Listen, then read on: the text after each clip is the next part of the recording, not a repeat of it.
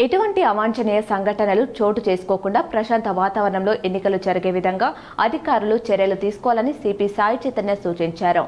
ఆర్మూర్ మండలంలోని గోవింద్పేట్ గ్రామంలో గ్రామ పంచాయతీ కార్యాలయం ప్రాథమిక పాఠశాలలో ఎన్నికల ఏర్పాట్లను ఆయన పరిశీలించారు.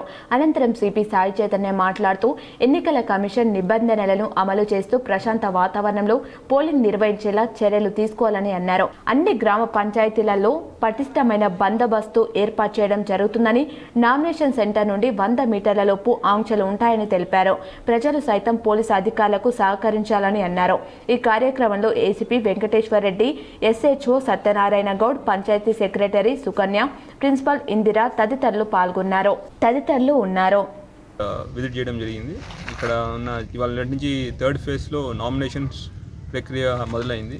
ఆ అరేంజ్మెంట్స్ కూడా సూపర్వైజ్ చేయడం జరిగింది. వచ్చి ఎట్లా జరుగుతున్నాయి చూడడం జరిగింది.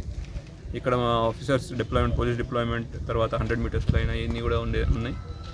అట్లానే ఎలక్షన్స్ జరిగే ప్లేస్ అయిన జెడ్పీహెచ్ఎస్ స్కూల్ మన గోవింద్పేట కూడా విజిట్ చేసి ఇక్కడ 3 డిఫరెంట్ ప్లేసెస్లో పోలింగ్ ఉంది. దాని గురించి కూడా బందోబస్తు అరేంజ్మెంట్స్ అయ్యి చూడడం జరిగింది. భద్రతా పరంగా ఎలాంటి చర్యలు తీసుకోబోతున్నారు? ఎన్ని పోలింగ్ కేంద్రాలు?